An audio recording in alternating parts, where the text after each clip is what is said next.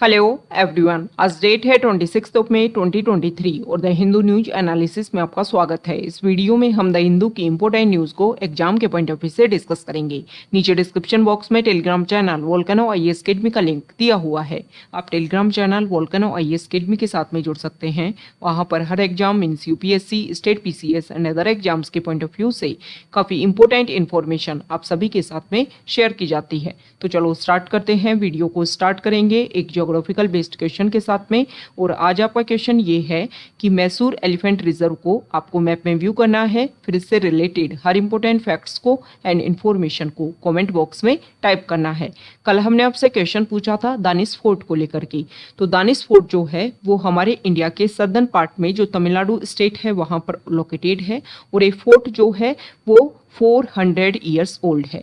Mean 1620 में इसका जो कंस्ट्रक्शन है वो डेन्स ने करवाया था। और डेन्स जो है वो इस एरिया को अपने ट्रूप्स के लिए एक बेस के रूप में इसका यूज़ करते थे।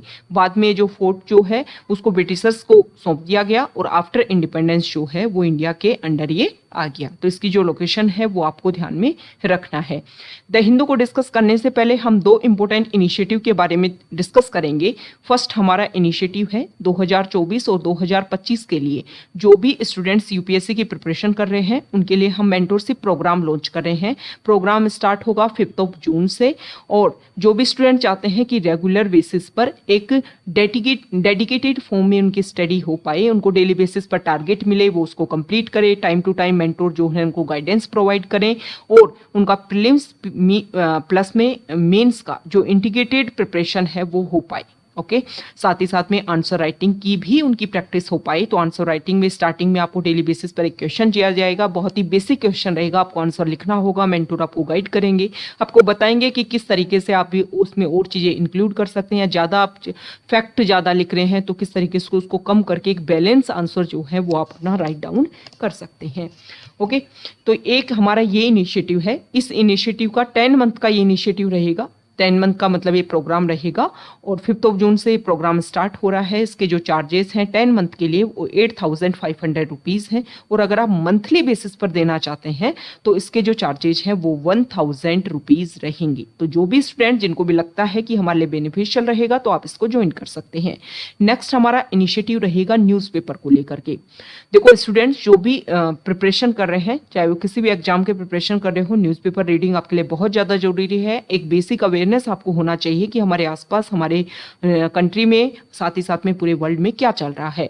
तो स्टूडेंट्स जो हैं वो मैक्सिमम 1 न्यूज़पेपर को फॉलो कर पाते हैं। यहाँ पर हम क्या करेंगे कि द हिंदू इंपॉर्टेंट न्यूज़पेपर है, इंडियन एक्सप्रेस इंपॉर्टेंट है, पीआईबी इंपॉर्टेंट है और भी other important sites and newspaper जो हैं जो आप कवर नहीं कर सकते हैं, हम क्या करेंगे कि जो भी स्टूडेंट्स इस प्रोग्राम को ज्वाइन करेगा न्यूज़पेपर के नोट्स को लेकर के उनको क्या किया जाएगा, एक अलग उनका प्राइवेट टेलीग्राम चैनल बनाया जाएगा।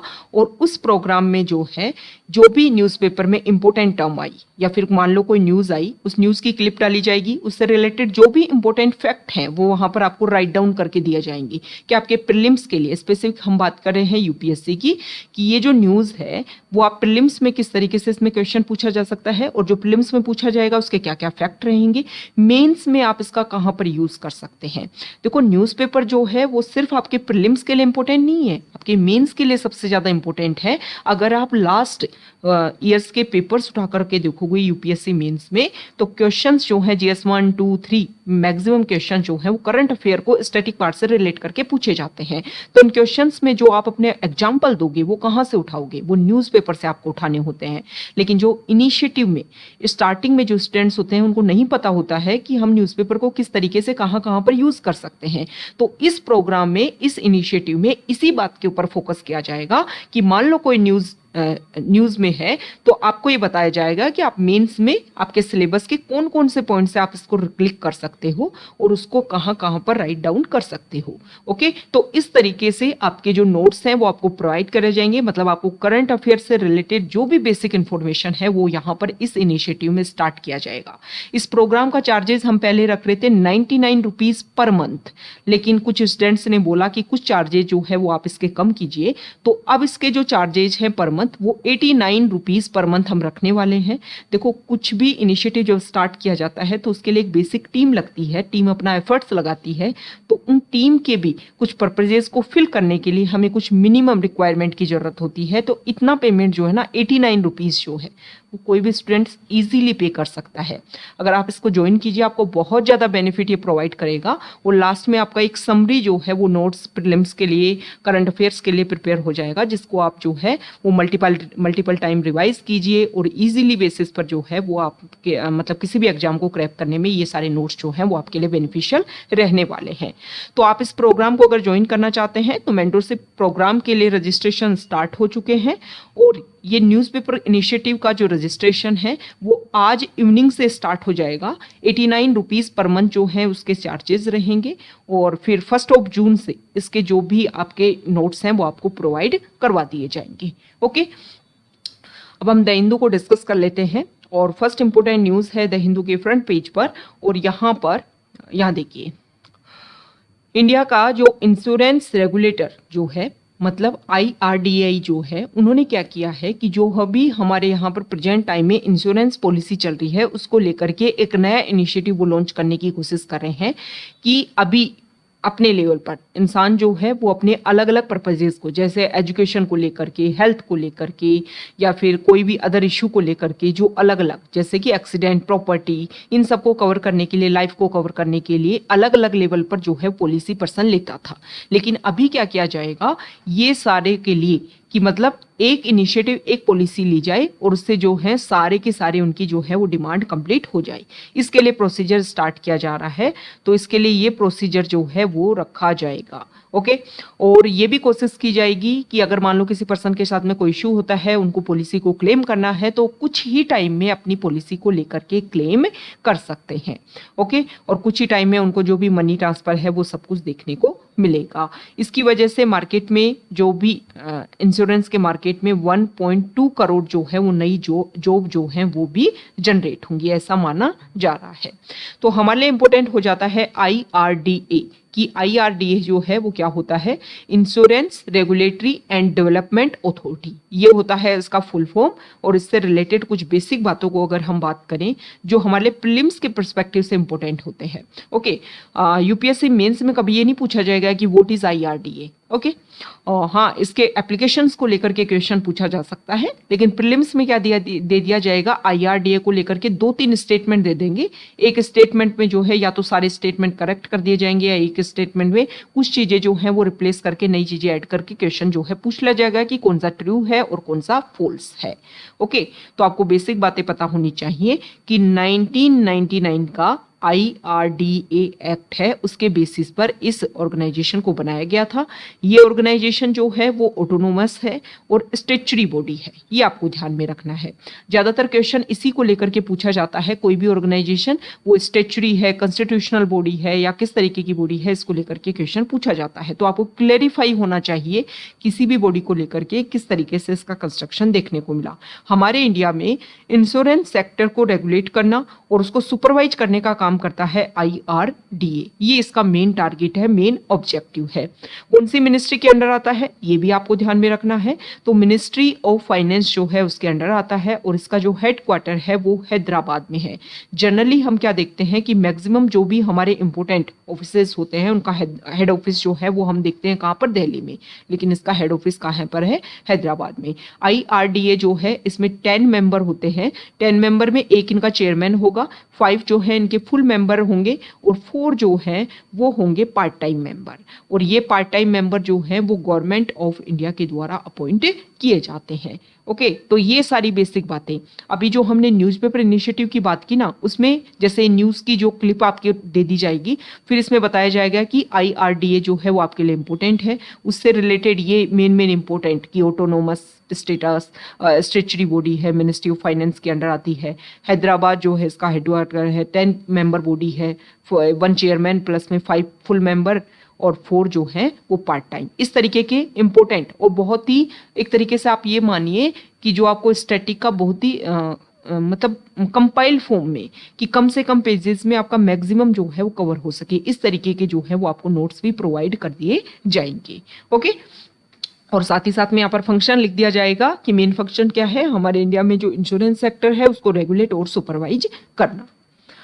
नेक्स्ट इंपोर्टेंट आर्टिकल है, तो हमारे इंडिया का जो बॉर्डर एरिया है वहां पर आप सभी को पता है कि नॉर्दर्न पार्ट में इंडिया का चाइना के साथ में क्लैश देखने को मिलता है। आप बात कर लो लद्दाख यूटी से, उसके अलावा अरुणाचल प्रदेश जो हमारे नॉर्थ ईस्ट में, वहां पर तो मेजर इशू देखने को मिल रहा है। चाइना जो है वो LAC line of actual control जो है वहां पर मैक्सिमम विलेजेस को डेवलप कर रहा है।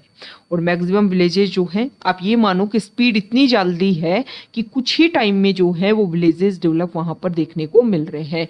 तो इसको लेकर के कोशिश जो है वो की जानी चाहिए कि दोनों कंट्री के बीच में जो रिलेशन है वो बेहतरीन हो सके, ताकि इस तरीके का इशू जो है वो ना देखने को मिले। क्योंकि हमारे बॉर्डर एरियाज को कवर करने के लिए फिर इंडिया भी अपने लेवल पर कोशिश कर रहा है। मैक्सिमम हमने बहुत सारे विलेज मॉडल जो है वो एस्टेब्लिश किए हैं, कनेक्टिविटी मॉडल हम एस्टेब्लिश कर रहे हैं, लेकिन इसका एक बेसिक इशू पता है क्या हो रहा है कि जो हिमालय रीजन जो है ना वो काफ़ी ज़्यादा एक तरीके से अनस्टेबल हो रहा है, जिसकी वजह से लैंडस्लाइड के इशू जो हैं वो काफ़ी ज़्यादा वहाँ पर बढ़ गए हैं, काफ़ी ज़्यादा प्रॉब्लम जो हैं वो इंक्रीज होती जा रही हैं।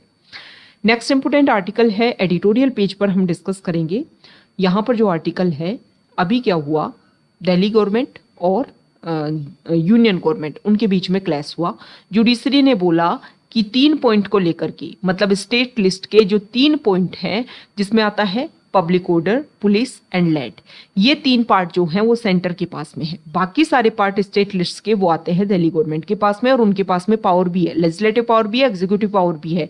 बचे हुए उन सभी लिस्ट के लिए, सभी सब्जेक्ट के लिए स्टेट लिस्ट में कितने आते हैं, 66 सब्जेक्ट आते हैं। तो यहाँ पर अगर हम बात करें स्टेट लिस्ट क्या होता है, आपको पता है ना कि हमारा जो कॉन्स्टिट्यूशन है उसकी जो शेड्यूल 7 है, देखिए शेड्यूल 7 जो है उसमें डिवीजन ऑफ पावर के बारे में बताया है। मतलब सेंटर और स्टेट के बीच में अलग अलग सब्जेक्ट जो हैं वो डिवाइड किए गए हैं। वो सब्जेक्ट जो रखे गए हैं सेंट्रल लिस्ट में, जिसमें सेंटर के ऊपर रूल बनाने का पावर है, और कुछ है स्टेट लिस्ट में और कुछ है किसमें, कंकरेंट लिस्ट में। ओके, हम यहाँ पर बात करें तो स्टेट लिस्ट के 3 जो एंट्री हैं वो पावर किसके पास में, दिल्ली यूटी को लेकर के, सबको लेकर के नहीं, दिल्ली यूटी जो है उसको लेकर के सेंट्रल गवर्नमेंट के पास में पावर रहेगी। सेंटर जो है उनके ऊपर रूल बनाएगी, पब्लिक ऑर्डर के ऊपर, लैंड के ऊपर और पुलिस के ऊपर।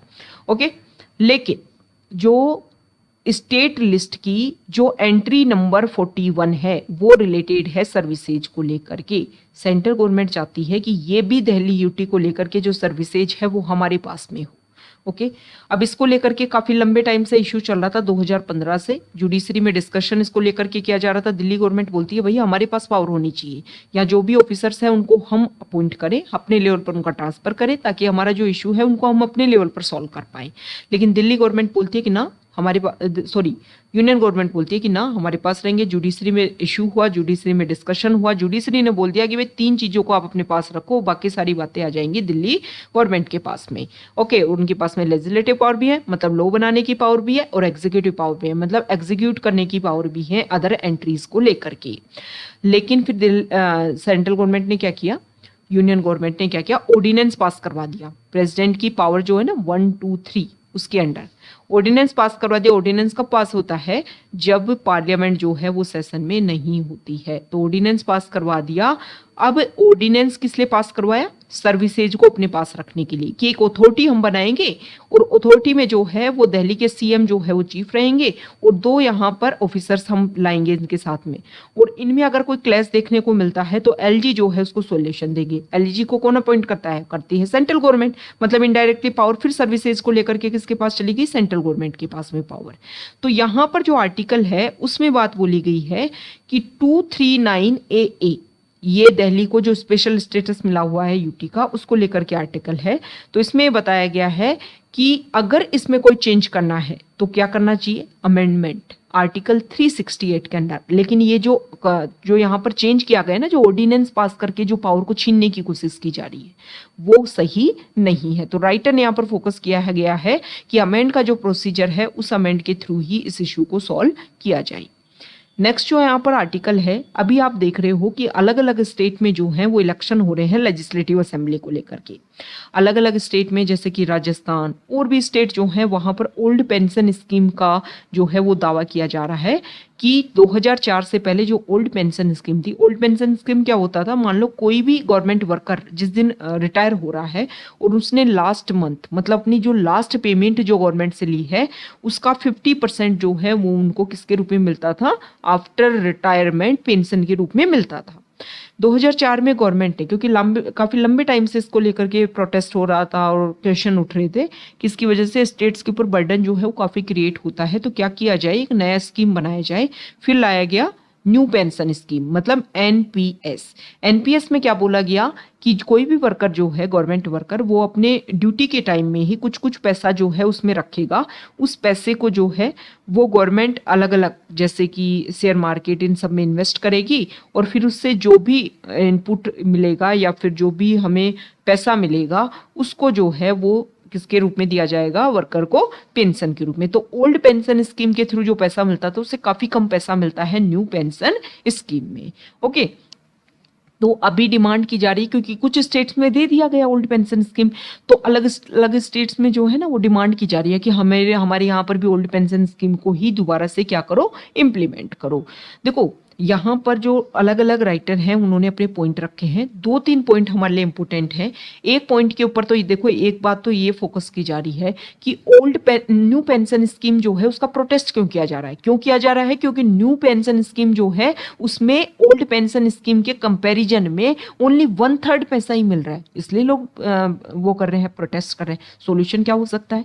सोल्यूशन ये हो सकता है कि देखो जैसे 2008 के टाइम में यूएसए में क्राइसिस देखने को मिला और वहाँ फाइनेंशियल क्राइसिस हुआ, जिससे लोगों के ने जो भी इन्वेस्ट कर रखा था, जो भी उनका मनी इन्वेस्ट किया था गवर्नमेंट ने, वो सब जो है वो उनको बेचना पड़ा और उनको काफ़ी ज़्यादा नुकसान हुआ। तो सीधी सी बात ये है कि गवर्नमेंट कहाँ इन्वेस्ट करती है उनके पैसे को, उसकी वजह से वो नुकसान क्यों झेले, उनको तो एक फिक्स रुपए चाहिए। अब सोल्यूशन क्या है कि गवर्नमेंट रुपए ले, एम्प्लॉय से ही रुपए ले, मतलब जो न्यू पेंशन स्कीम है उसमें कुछ चेंजेस करने हैं। चेंजेस क्या करने हैं उनको कि गवर्नमेंट जो है वो कहीं पर भी इन्वेस्ट करे, ब्याज चाहे 6% का मिले या ब्याज चाहे मिले, इंटरेस्ट मिले 10% का।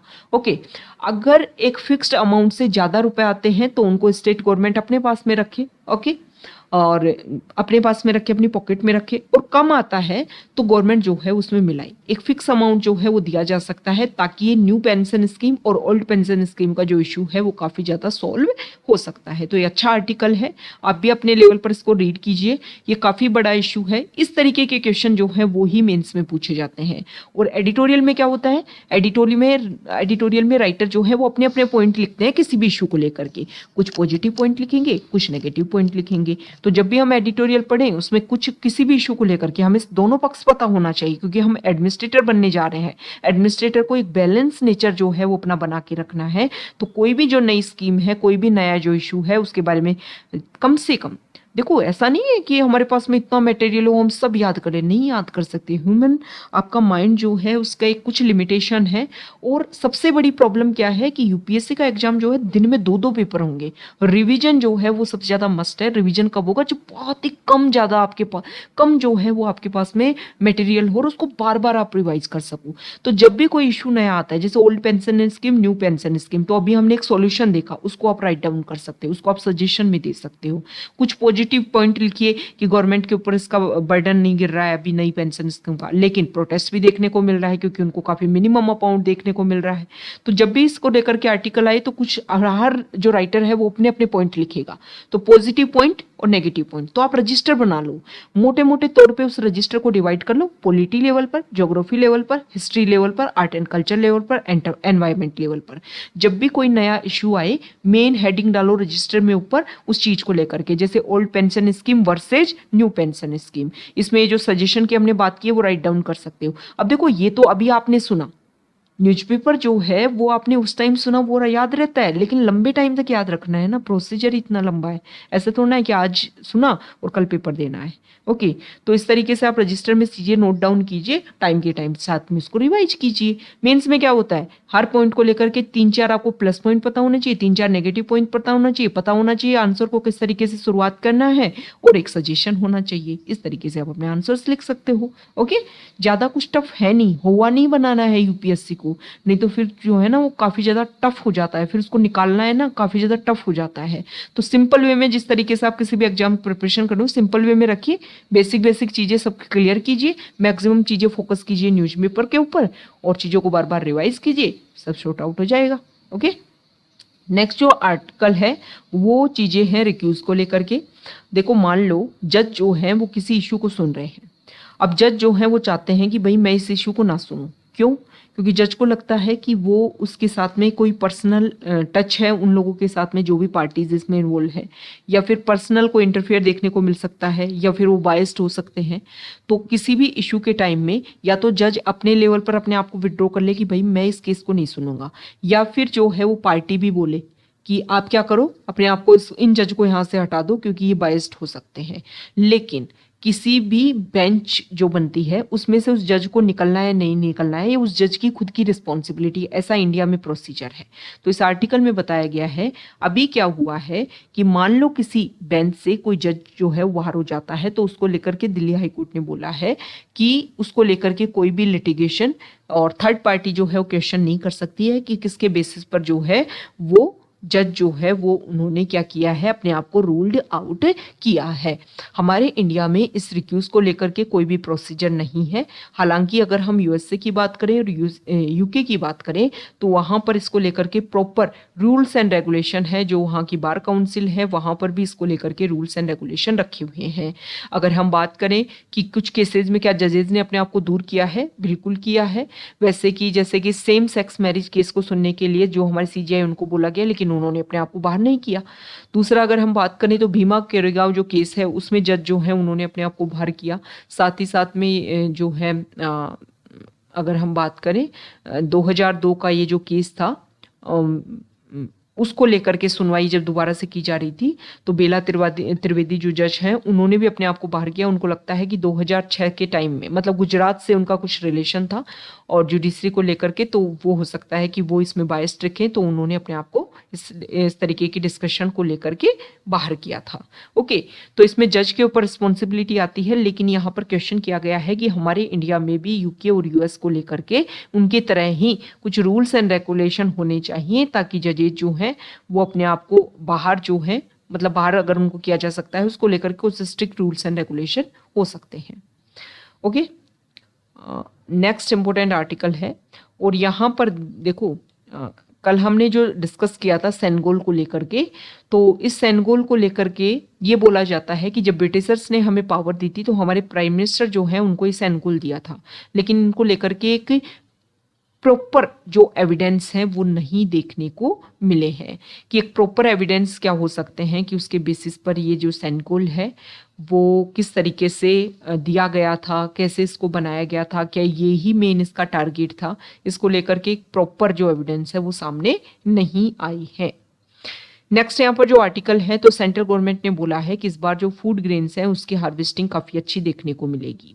यहाँ पर जो है वो जम्मू एंड कश्मीर वाले रीजन में एक नोमैडिक ट्राइबर है बकरवाल ट्राइब, और ये बकरवाल ट्राइब जो है इनके ऊपर कुछ पेड़ गिर गए जिससे कुछ लोगों की यहाँ पर डेथ जो है वो देखने को मिली। सीबीआई के नए डायरेक्टर बन गए हैं प्रवीण सूद। ये कुछ बेसिक इन्फॉर्मेशन है जो आपको पता होने चाहिए। यहाँ पर चीता जो है जो 4 कब ने जन्म लिया था जिसमें से 2 की और डेथ हो गई है और एक जो है बचा हुआ है वो भी अभी अनवेल है। और नई कमेटी यहाँ पर रिकमेंड की जा रही है कि चीता प्रोजेक्ट जो है उसको व्यू करने के लिए नई कमेटी जो है वो काम करेगी, व्यू करेगी क्या क्या इशू हो सकता है और किस तरीके से इस प्रॉब्लम को सॉल्व किया जा सकता है और अपने लेवल पर कैसे जो है वो इनकी पॉपुलेशन को बचाया जा सकता है। तो इसमें मेन इशू क्या सामने आ रहा है? मेन इशू ये आ रहा है कि जो भी चीता है वो इतना ज़्यादा टेम्परेचर वहाँ देखने को मिल रहा है जिसकी वजह से, और चीता जो है वो हैबिचुअल नहीं है इतने ज़्यादा टेम्परेचर में रहने के लिए, ये जो अफ्रीकन चीता है जिसकी वजह से प्रॉब्लम बढ़ रही है। दूसरा यहाँ पर न्यूट्रिशन की कमी भी देखने को मिल रही है। तो ये कुछ बेसिक इशू है जिसकी वजह से प्रॉब्लम जो है वो क्रिएट हो रही है। तो ये आज का हमारा द हिंदू न्यूज़पेपर का डिस्कशन था, और अगर आप यहाँ तक आए हैं, वीडियो आपको अच्छा लगा है तो प्लीज़ वीडियो को लाइक कर दीजिए, शेयर कर दीजिए और चैनल को सब्सक्राइब कर दीजिए। Okay, thank you.